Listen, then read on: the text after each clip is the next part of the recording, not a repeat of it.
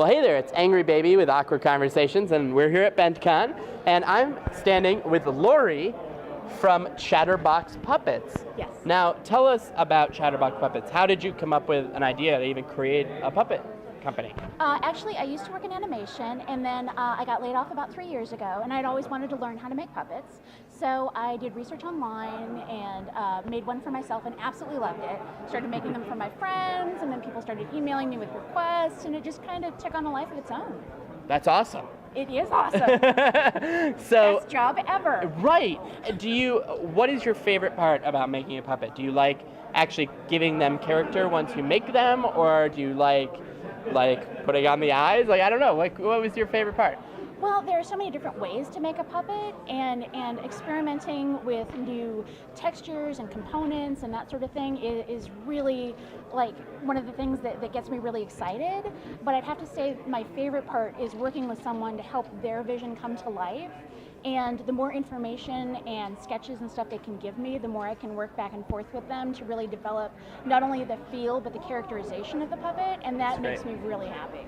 So, speaking of characterization, you were telling me that none of the puppets have names before they are adopted. Correct. And so people actually have the power to create their own full-on character. You're not giving it to them as, well, this is clearly going to be Bob the puppet. Yeah, Bob. Yeah, exactly. So, what have been some of the cleverer is a word. What have been some of the cleverer puppet characterizations that you've helped create? Well, actually, I did one for MC Lars. He just came back from the Warped Tour, and he has a giant boombox turntable puppet called MC Pickles. Awesome. Who raps, and there's actually a YouTube video online of them in the studio. You have to look it up because it's hysterical. There's That's awesome. I mean, so many parody songs that they do, and just. So look up MC Lars and Pickles. MC Pickles. Yes. MC Pickles. Yes, Okay. Pickles. Absolutely. I'm going to be looking that up right after. That's awesome. If you do nothing else today. If you do nothing else before you die, you must see MC Pickles. Exactly. So, what are some of the puppets you have here today? Actually, these are all examples of custom work that I've done. Okay. So I'm taking custom orders here at the show. But if you look, for example, at this puppet, it's specifically made to show the difference a few changes in characterization can make. Okay. So if you cover this half of his face, he looks younger on that side. He does. And then on this side, he looks older. Wow. And the slight variations are the way that the ears are, the distance of the eyes, the size of the pupils, the number of wrinkles in the side. Yeah. And it's really easy to just be able to visually show someone. That's so interesting. When you're trying to tell them, it's really important to have an idea of what you want. Yeah. Because it makes a huge difference on the final outcome. That is really interesting. I would not have really thought that many small details can change it to such a radical degree. It really, and I'm learning new stuff every day. That's too. great. Every new puppet I make really teaches me something else about the characterization, and being able to share that with people when I'm bringing their vision to life is fantastic. That's awesome. So, on Awkward Conversations, we ask most of our guests what the most awkward situation you've ever been in is, and you seem to have an immediate answer. You knew what you were going to say. Oh, yeah.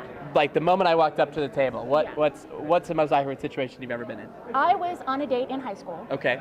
One of the very first dates I ever went on. Sure. And we went to an Italian restaurant, which is a huge no-no to begin with. Okay. And of course, I ordered spaghetti. Right. As did my date. Right. And we had the meal, and half of our plates are left, and things are going really well.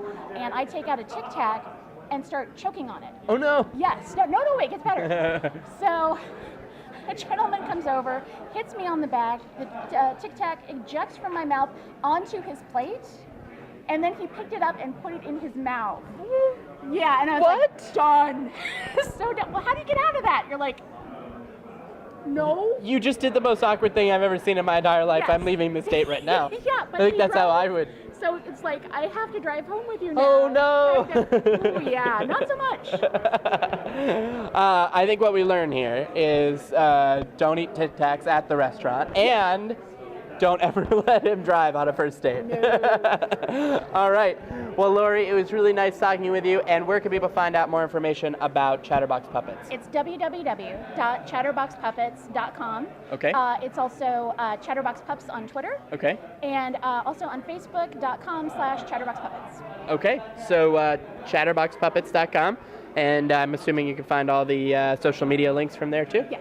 Awesome. Well, great. Thanks for talking to me. Thank you so much.